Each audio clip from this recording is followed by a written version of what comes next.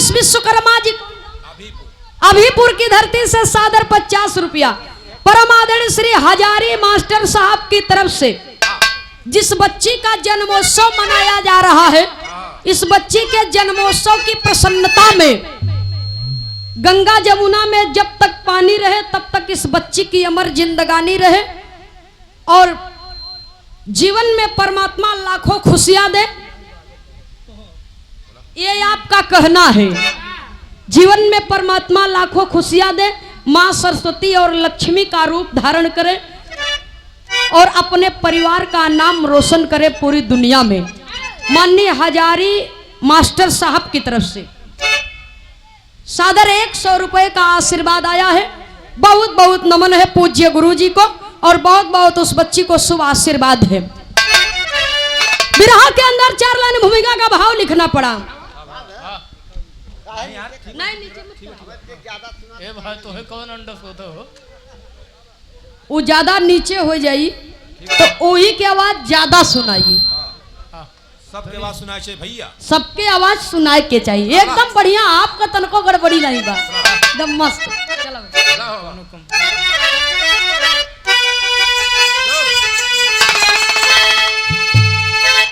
कापति में दनिया समा हिल गया,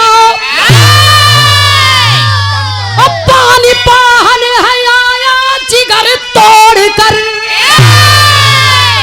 और सबको बस में किया जीत कर जंग में, तो जंगी वीरों का गढ़ है महोबा नगरी, अयूरनो गढ़ को गढ़ में मिला ही लिया, तो दाहिनी माता दुर्गा के वरदान से अब माता देवला के छैया लड़ैया सुधरी, वीर आलाउदन जंगी मैदान से।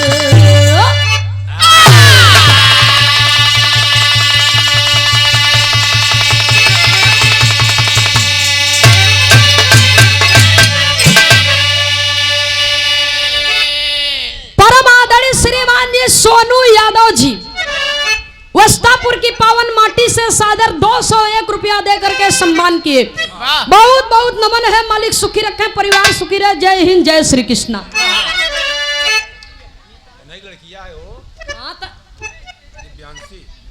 वस्तापुर की माटी से ही मारा तो बोलता ही ना, वस्तापुर की माटी से।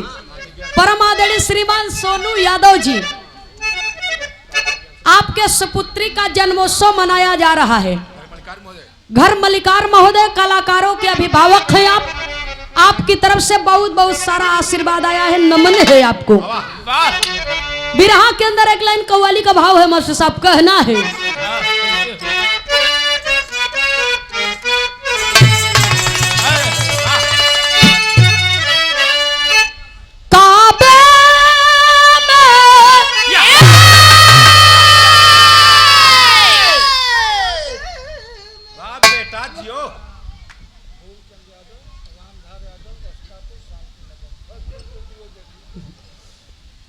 आपका शुभ आशीर्वाद हमारे लिए श्रीमान फूलचंद यादव जी, राम आधार यादव वस्तापुर, आप श्रीमान जी के तरफ से सादर 100 रुपए का आशीर्वाद आया है।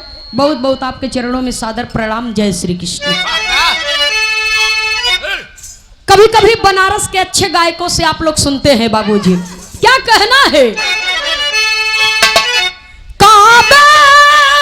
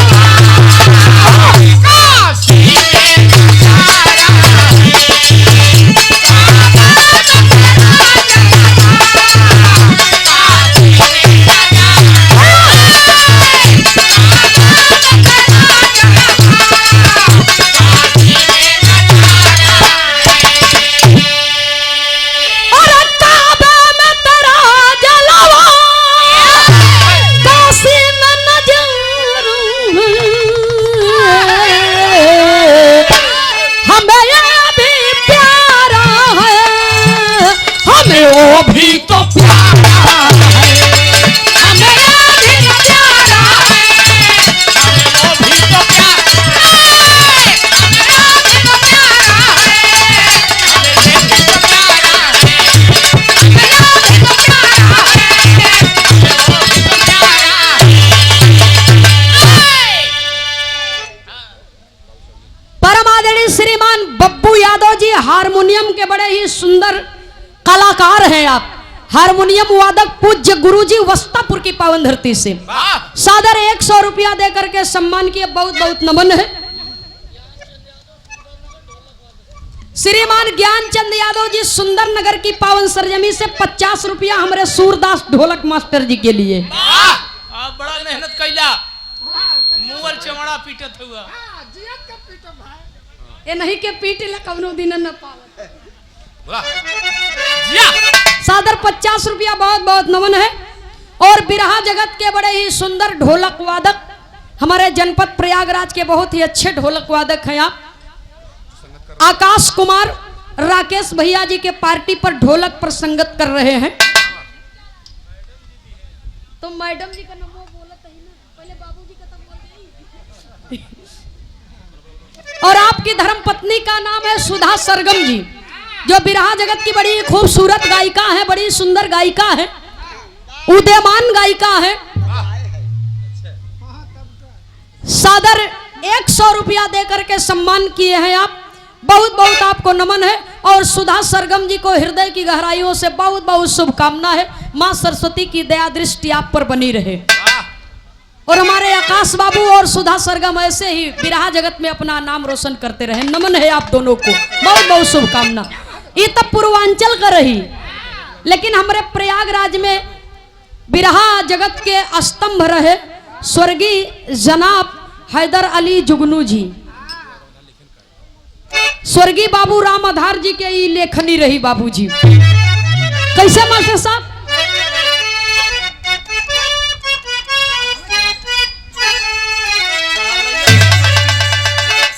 हे मजहब मजहब दाना ये कहीं, मजहब दाना ये कहीं, बस बदला करीना है। मजहब दाना ये कहीं, बस बदला करीना है।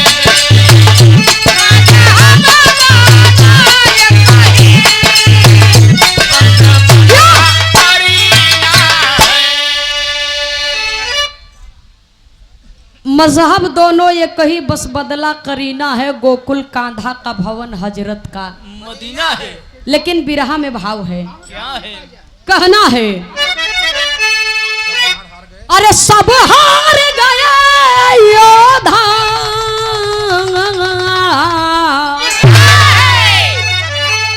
अरे सब हार गए राजा, महोबा के जवानों से। सब हार गए राजा, महोबा के जवानों से, सब हार गए राजा, के जवानों से।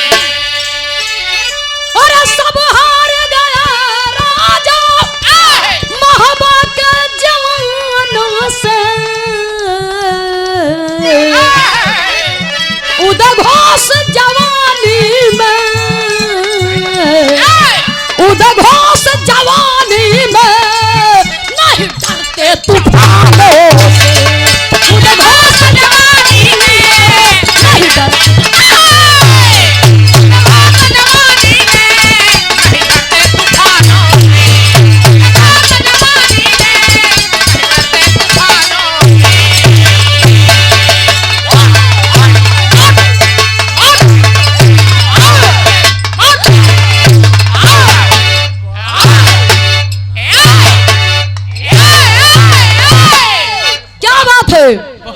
बेटा मिलना लेकिन बुढ़ौती में सब हार गए राजा महोबा के जवानों से। उद्घोष जवानी में नहीं डरते तूफानों से। जवानी जिंदगी में एक बार आवेली। वाह अच्छा वही यार पैदा भाई बच्ची भैया अपने बाप को देख ले। तो देखा बिरहा का मनोरंजन अपनी जगह पर बा, बात अपनी जगह पर बा। किसी विद्वान ने कहा है कि जो अपने लिए मरता है उसका मरण होता है, जो अपने लिए मरता है उसका मरण होता है, और जो समाज के लिए मरता है उसका स्मरण होता है।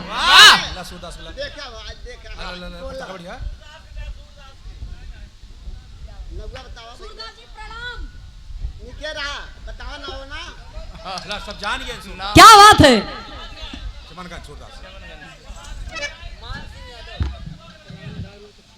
एक मिनट एक ही जने बताओ। मान सिंह यादव चमनगंज, इस सादर 20 रुपए का पुरस्कार आया है सूरदास जी के तरफ से, सूरदास जी के तरफ से सूरदास जी के लिए। क्या बात है, बहुत बहुत नमन है। बड़ा स्टाफ के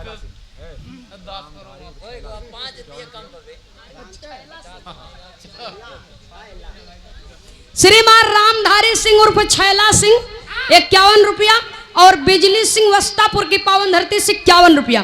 दोनों महान भावों के तरफ से बहुत बहुत नमन है। जय श्री कृष्ण। भैया हो, कहानी की शुरुआत ही हमें से बा, जरा गौर करेंगे। कवि को संकेत करना पड़ा। आवा मास्टर साहब।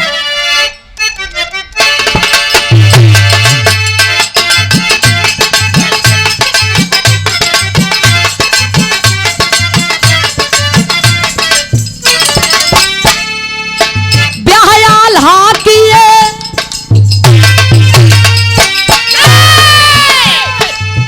ब्याहयाल हाकिए नए नागर सोनवा रानी से, ब्याहयाल हाकिए नए नागर सोनवा रानी से, उदल फुलवा को ब्याह नरवरगढ़ राजधानी से।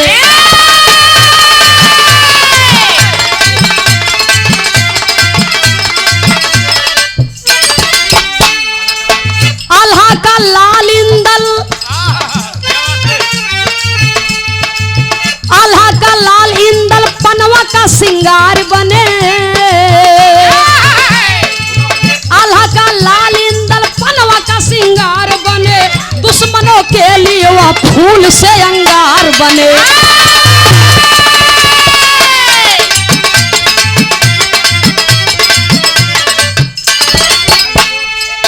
नाम सुन कांपते थे वीर सब लड़ने वाले,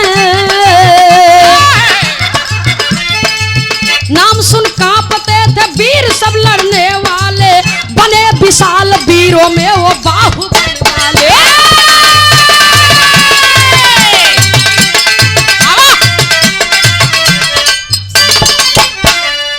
भैया हो, जरा आप लोग बात के समझ लें। कवि को संकेत करना पड़ा। वीर आल्हा की शादी नैनागढ़ सोनवर नाम की राजकुमारी से हुआ, उसे अपनी रानी बनाए। उदल का विवाह नरवरगढ़ राजा नरपत सिंह का लड़की फुलवा से हुआ। आल्हा का लड़का इंदल जो पनवा को ब्याह करके लाए बाबूजी। तब बिठुर का मेला जब लगा तो आल्हा या उदल और परिवार के सदस्यन के लियाई के चला गए मेला देखे बरे। इंदल चला गए ननियौरे।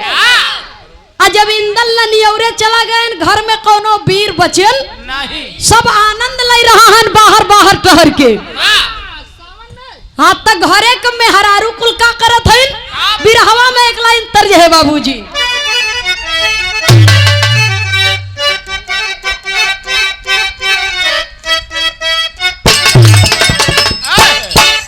अरे आंगने में फूले फूले ये नवाए नदी, बाजली बधाइया दुअरे पे। लेकिन बिरहा के अंदर कवि को संकेत करना पड़ा। कहना है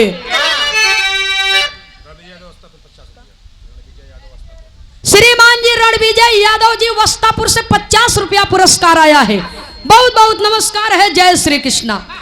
कवि को संकेत करना पड़ा। क्या? आल्हा का मेहरारू सोनवा, उदल का मेहरारू फूलवा, इंदल का मेहरारू पनवा। ये तीनों सास पतो महल से निकल दीन घूमे बदे। और जब घूमत घूमत बगिया में पहुंचिन, अब बढ़िया पूर्वी बयार चलता झुरुर झुरुर, और इन्हन के चुनरी उड़े लगी, मन बहकई लगा। और जब मन बहकई लगा तब कवि को लिखना पड़ा। कैसे मास्टर साहब? अरे मदन जगावे चली पूरवा पवनवा, मदन जगावे चली पूरवा पवनवा, उड़ी जाल बिरहिया चरवा हो रहा। मदन जगावे चली पूरवा पवनवा, उड़ी जाल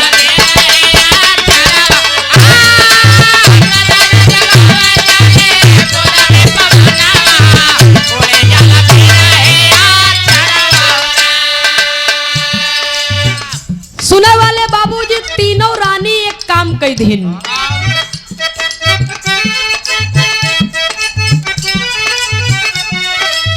फूलवा या सोनावा साजी है रानी पनावा,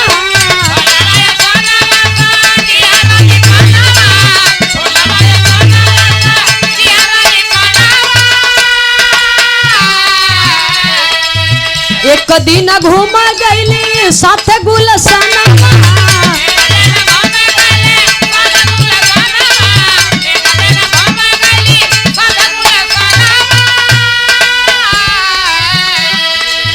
गलियों की गलियों में सपना सजावे,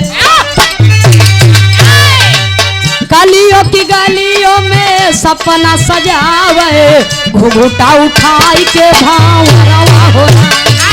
गलियों की गलियों में सपना सजावे,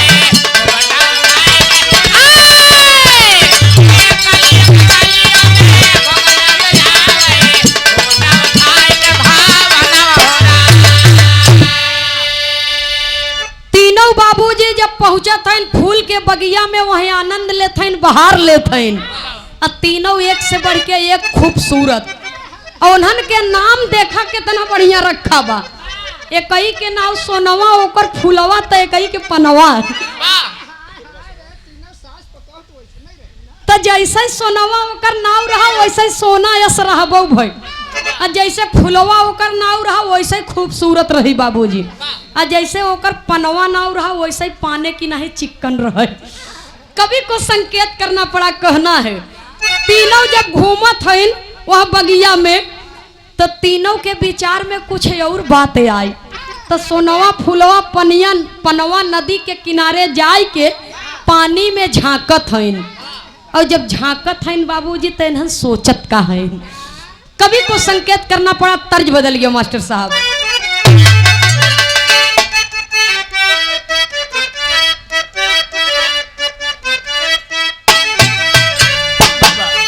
ए सखी बरसे तो सखी बरसे बदरवा से पानी, झुलनिया पे बूंद टपके। सखी बरसे बदरवा से पानी, झुलनिया पे बूंद टपके। सखी बरसे बदरवा से पानी, झुलनिया पे बूंद टपके। लिखने वाले ने कितना बढ़िया लिखा है। काला बदरवा कजरवा निहारे, काला बदरवा कजरवा निहारे, काला बदरवा कजरवा निहारे। बैरी पवनवा या चर मोरा चारे, बैरी पवनवा या चर मोरा चारे, बैरी पवनवा चर मोरा चारे। सखी भीगे चुनर मोरी धानी, झूलनिया पे बूंद टपके। विरह के अंदर कवि को संकेत करना पड़ा। कहना है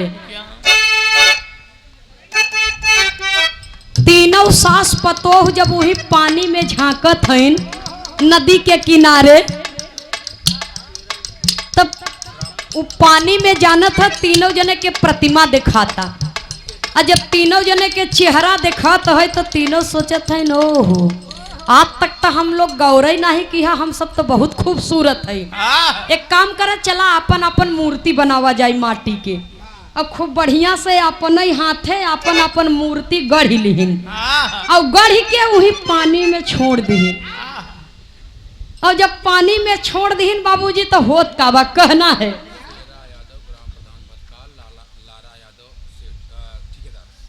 सेवा में श्रीमान शेरा यादव जी ग्राम प्रधान भत्कार की पावन सरजमी से, साथ ही साथ पूज्य श्रीमान लारा यादव जी ठेकेदार साहब सादर में 51 रुपए का आशीर्वाद आया है। बहुत बहुत नमन है प्रधान जी को और ठेकेदार महोदय जी को। उपस्थित जनता जनार्दन के चरणों में प्रेम भरा जय श्री कृष्णा। कहना क्या है बाबूजी? क्या? है वही प्रतिमा पर जो मटिया के बनाए हैं प्रतिमा, हाँ। वही प्रतिमा में झलके जवानी चेहरवा से नूर बरस।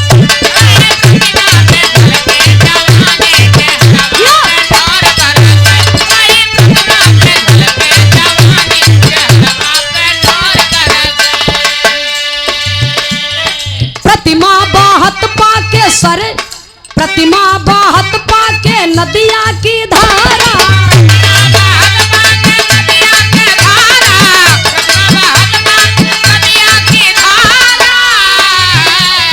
धारा से बहतई लागल बा किनारा।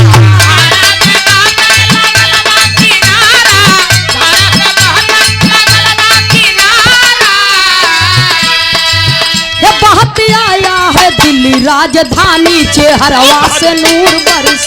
बहत आया है दिल्ली राजधानी।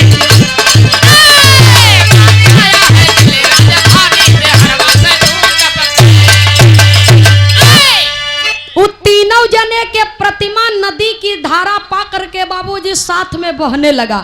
अब बहुत बहुत वो प्रतिमा दिल्ली राजधानी में पहुंचा। दिल्ली के तख्त पर पृथ्वीराज चौहान विराजमान थे। तो एक सिपाही जब देखे बड़ा खूबसूरत प्रतिमा बा ओके निकाल के लई आए, राजा के देखाए। और जब राजा देखे तो राजा महाराजा के प्रथम काम तो लड़ाई रहे, प्रजा के रक्षा करब। और दूसरी रहे कि जौने राजा के ऊपर एक राजा चढ़ाई कैले और एक राजा के ऊपर एक राजा विजय प्राप्त कई जाए तो करे कतौ बिटिया से बियाह कैले, कतौ बहनी से बियाह कैले और ओकर पूरी संपत्ति हड़प ले बाबूजी। लेकिन पृथ्वीराज चौहान जब तीनों के प्रतिमा देखत हैं बाबूजी तो उनके मन में प्रेम उमड़ता, नफरत नहीं उमड़ता, प्रेम उमड़ता बाबूजी। प्रेम उमड़ता उनके मन में धीरे धीरे बाबूजी सुरसुराहट बढ़े लगी। और प्रतिमा देख के कहत का है, कवि को संकेत करना पड़ा।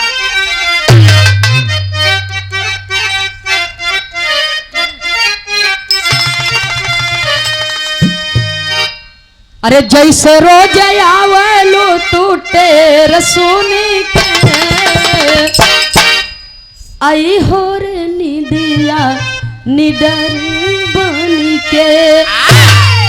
लेकिन बिरहा में भाव है, मौसम सजाया है बसंत बनी के, मौसम सजाया है बसंत बनी के, लगी है लगन मोरी परियन से। मौसम सजाया है बसंत बनी के, लगी है लगन मोरी।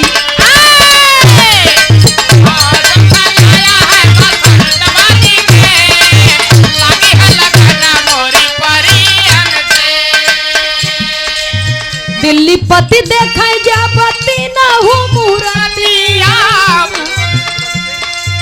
दिलवा में बसी गईली तीनों का सूरतिया।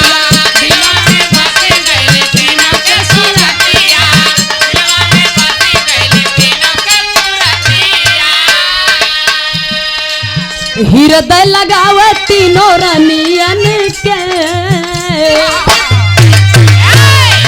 हृदय लगाव तीनों रानियन के लगी है लगन मोरी परियन से।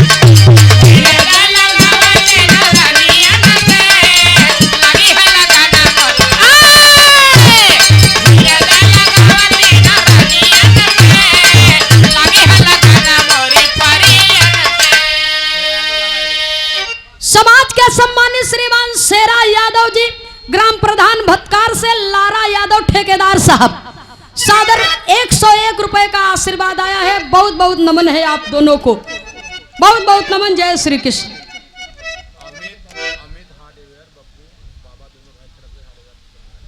अमित हार्डवेयर चमनगंज, हाँ बाबा बोरिंग वाले, बब्बू बोरिंग वाले 101 रुपया दे करके सम्मान किए। बहुत बहुत नमन है। पानी बत जिंदगानी बा, पानी नहीं तो जिंदगानी कौने काम के। हाँ, ऐसा पानी हो गया जिंदगी खत्म हो जाता है। बहुत बहुत नमन है। जय श्री कृष्ण। माँ शारदा स्वीट हाउस। अच्छा भैया, इस साउंड सर्विस, डेकोरेशन, जितनी भी व्यवस्था यहाँ पर की गई है, हाँ कारीगर से लेकर के भोजन प्रसाद तक पूरा सब कुछ तैयार किए हैं आप। नहीं टेंडर बिल्कुल। माँ शारदा स्वीट हाउस आपके कर कमलों द्वारा सादर 101 रुपए का आशीर्वाद आया है। बहुत बहुत नमन है। मालिक सुखी रखे, परिवार सुखी रहे, ऐसे ही सामाजिक कार्यों में आप अग्रसर रहे। बहुत बहुत नमन है। कवि को संकेत करना पड़ा बाबूजी। पृथ्वीराज चौहान के मन में तीनों रानी के सूरत बस गई। पृथ्वीराज चौहान तीनों के प्रेम में बीमार हो गए, तो उनकर कवि रहे चंद्र बरदाई। अपने कवि से बोलाए कि कहे जल्दी से जल्दी ये तीनों से हमके भेंट कराई दे। ये तीनों सुंदरी जब तक न मिली ही तब तक पृथ्वीराज ठीक होई वाला नहीं है बाबूजी। प्रेम लग गए, और जब प्रेम की डोरी लग गई तब चंद्र बरदाई मजबूर है। कहते क्या है? अच्छा भैया, शेरा यादव ग्राम प्रधान भटकार से लारा यादव ठेकेदार साहब, 100 रुपया नमन है आप दोनों को।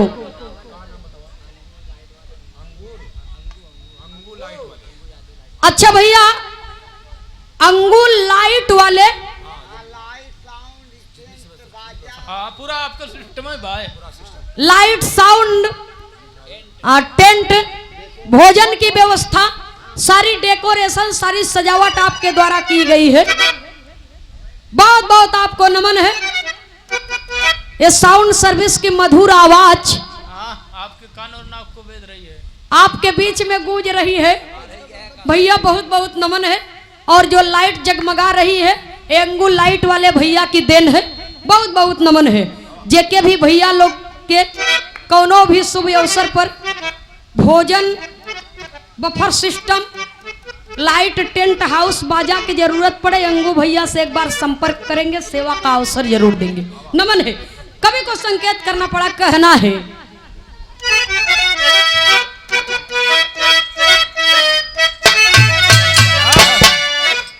शारदा सिन्हा जी का फेमस गीत रही। कवि को संकेत करना पड़ा, पटना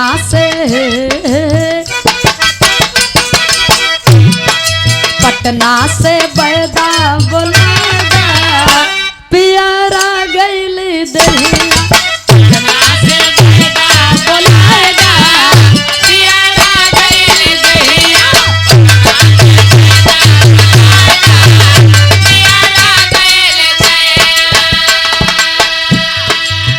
चंद्र बरदाई कवि से पृथ्वीराज चौहान क्या कह रहे हैं? परियों से पहले मिलाएदा, अगर न मुलाकात करवाया तो दिल्ली का सिंहासन बहुत जल्दी खाली हो जाए। परियों से पहले मिलाएदा मोरी लागी लगनिया। परियों से पहले मिलाएदा,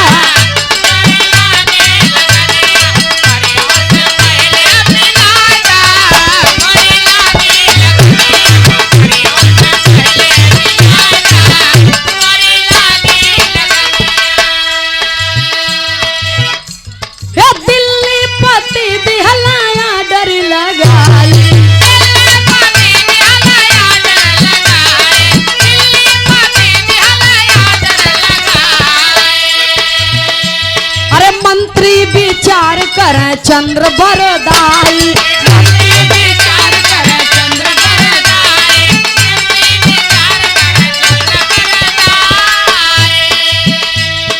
दामन में हमरे सजादा, दामन में हमरे सजादा मोरी लागी लगनिया, दामन में हमरे सजादा।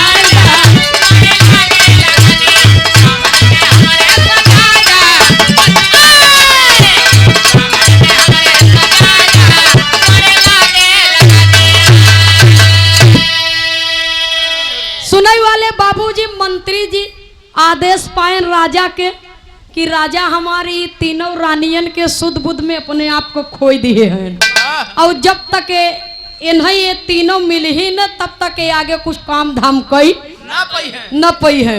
समझ गए कि इनकी हालत बहुत ज्यादा खराब होती जा रही है। कहे अच्छा महाराज चिंता मत करा, उठ के दाना पानी करा। उन्होंने तीनों के अगर बुलाऊ न यही तो जबरी ले आओ तो है बरे।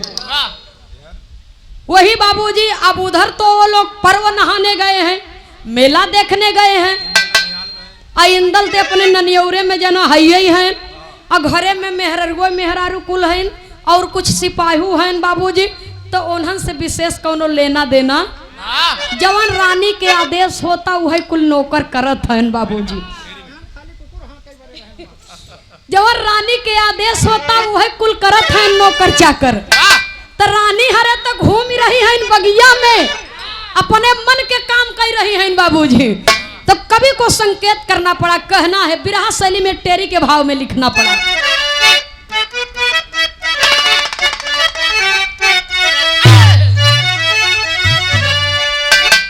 अरे मोरे राम प्रतिमा पर भंवरा पागल हो गया, हूर का नूर देख के मदन बदन में झाग, हूर का नूर देख के मदन बदन में जागल प्रतिमा पर भौरा पागल हो गया। प्रेम के साथ साथ काम वासना जग गई बाबूजी पृथ्वीराज चौहान के हृदय में। तब कवि को संकेत करना पड़ा, कहना है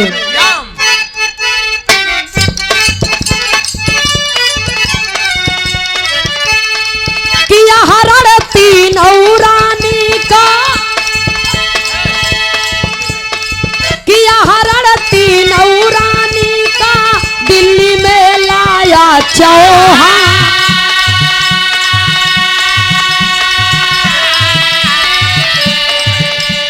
खबर नहीं आल्हाउदल को मोहब्बा में ना कोई जवान।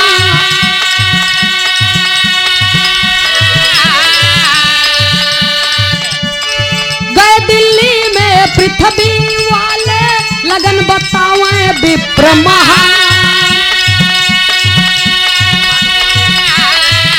अरे घुमा के भंवरी अपने महल में, घुमा के भंवरी अपने महल में रानी बने महल दरमियान। घुमा के भंवरी अपने साथ में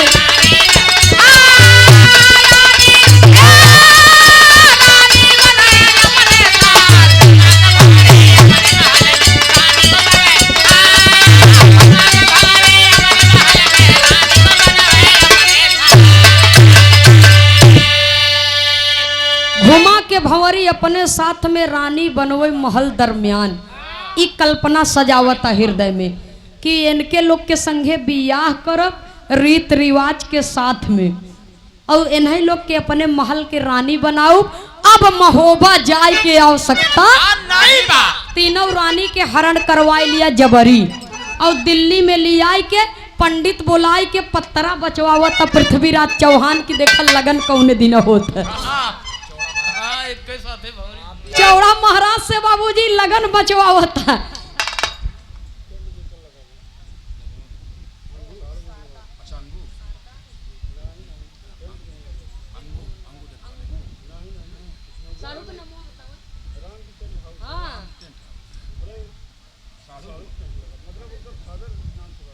अच्छा क्या बात है। परम आदरणीय श्रीमान राम जी यादव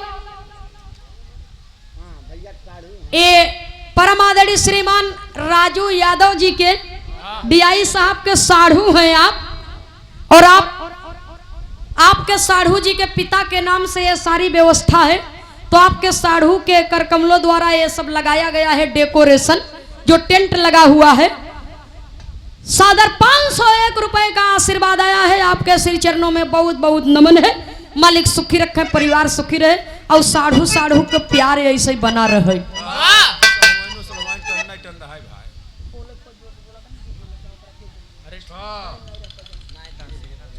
बहुत बहुत नमन है। मालिक सुखी रखे, परिवार सुखी रहे। उपस्थित जनता जनार्दन के चरणों में प्रेम भरा जय श्री कृष्णा। राजू यादव भैया जी को बहुत बहुत नमन है। जय हिंद, जय श्री कृष्णा। कवि को संकेत करना पड़ा, कहना है तब पंडित लोग लगन कई दिना बाद बतावत हैं, लिखना पड़ा। एक लाइन तर्ज है मास्टर साहब।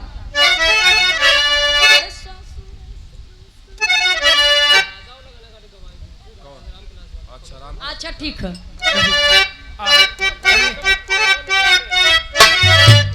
ई बिरहा खाली 10 मिनट के और एकरे बाद गवाए दे। संकेत किए लागली बजरिया गमपुर हो, हीरा रतन बिका। लागली बजरिया गमपुर हो, हीरा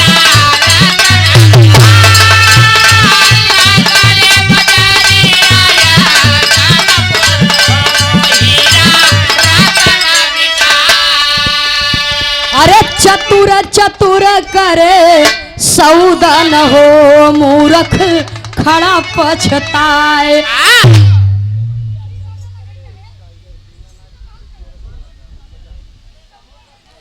बिरहा जगत के बड़े ही धाकड़ कलाकार और बड़े ही बहादुर कलाकार बाबूजी।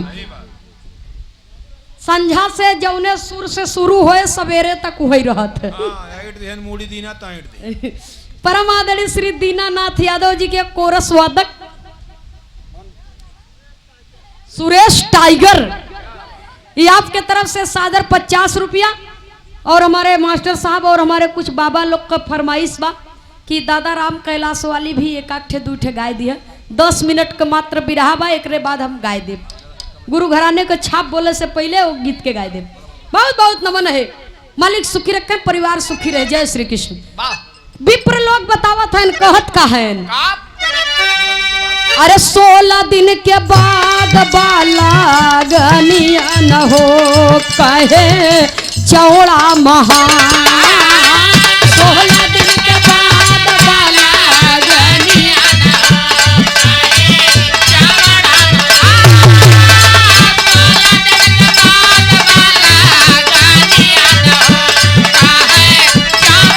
महा।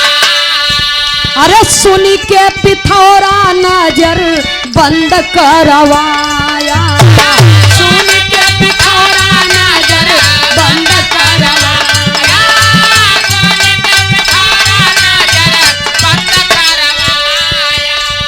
बड़े बड़े बीरावन के पहरा लगवाया, बड़े बड़े बीरावन के पहरा लगवाया।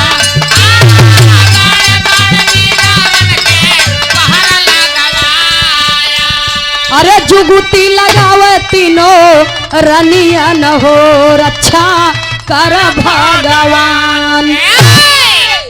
पंडित लोग बताए दिए 16 दिन के बाद लगन बनता। कहाँ ऐसे जल्दी ये करे बात, कहाँ जल्दी तो नहीं न, बाद देखब तो 1 महीना के बाद अब मिले साहित्य।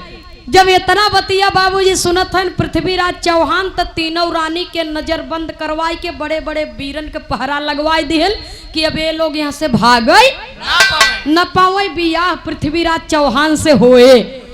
अब तीनों बाबूजी वहीं बंद हैं किला में, किला में कैद हो गई न। तीनों अपने मन में सोचत हैं। तब पृथ्वीराज के बोलाई के सोनवा कहता कि सुनो, तुम बहादुर हो और तुम्हारे जैसा राजा न कोई पैदा हुआ है और अब न कोई पैदा होगा। अगर तुम प्रेम करते हो तो हम लोगों के साथ जबरदस्ती मत करो। प्रेम का मतलब जबरदस्ती नहीं होता है। इच्छा अनुसार हम लोग अपने आप को समर्पित कर देंगे तुम्हारे पास, लेकिन एक शर्त है। शर्त कवन बा?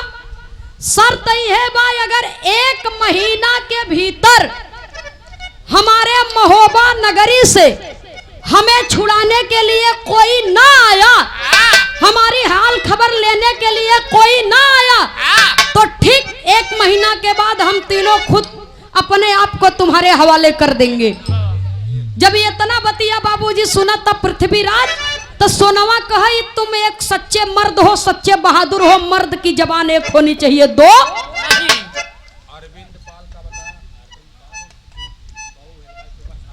अरविंद पाल उर्फ बाऊ हेलवाई सुपर फास्ट, ये ऑलराउंडर कारीगर है। आपके तरफ से 101 रुपया नमन है।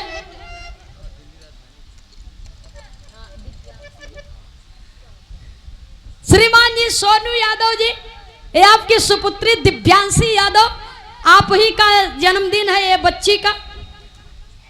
101 रुपया पुरस्कार आया है। दिव्यांशी को बहुत बहुत शुभ आशीर्वाद है, शुभकामना है। सोनू भैया को बहुत बहुत नमन है। सोनवा बाबूजी कैद खाना में बंद बा, अपने मन में सोचता बिरहा के आखिरी तर्ज फिल्म दुल्हा गंगा पार से कवि को संकेत करना पड़ा।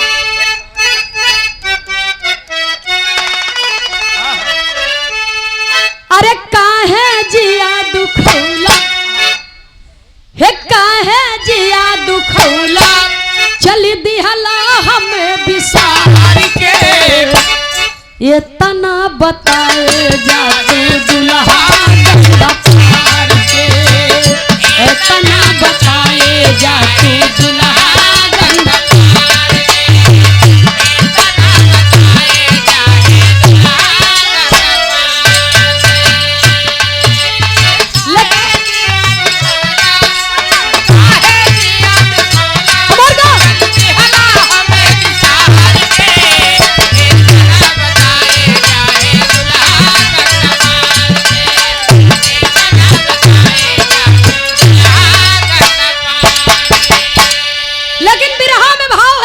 संकेत करना पड़ा। सोनवा एक ठे काम करत बा।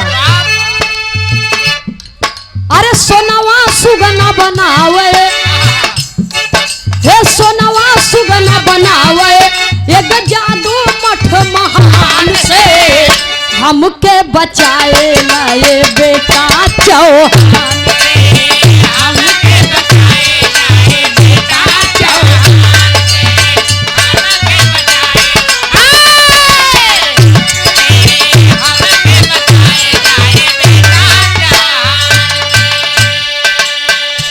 सुनने वाले बाबूजी, नानी मास्टर, सोनवा एक जादू के मठ से सोनवा 1 नंबर की जादूगरनी थी। समय का अभाव है इसलिए कहानी आगे बढ़ती है। सोनवा 1 नंबर की जादूगरनी थी। आई अपने जादू के पुड़िया में से एक मंत्र यूज किए और एक ही बाबूजी जादू को सुग्गा बनाए और बनाए के एक चिट्ठी लिख के उस सुगना के गर्दने में टांग दिए। चिट्ठी लिखे सोनवा अपने बेटवा इंदल के नाम, और इंदल के लगे बाबूजी सुगना उड़ चला। और जब इंदल बगिया में बैठे थे और सुगना जाकर के इंदल के कंधे पर बैठ गया, और जब बैठ गया बाबूजी तो सुगना को बैठते देख इंदल जब ऊपर मुड़ी उठा करके ताकते हैं तो सुगना के गर्दने में एक चिट्ठी बा। और जब चिट्ठिया निकाल के बहादुर पढ़ने लगा तो दिल में दुख है बाबूजी, गुस्सा है, गुस्सा के साथ साथ दिल में तकलीफ भी है। कवि को संकेत करना पड़ा बिरहा में पपट के भाव।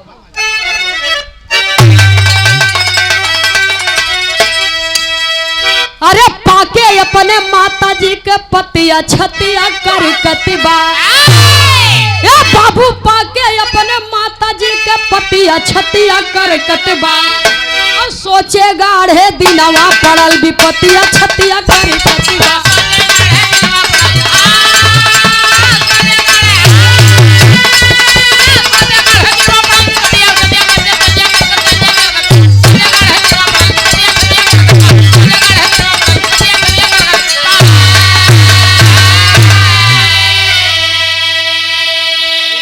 अरे इंदल वीर फौज को अपने जुल्मी डर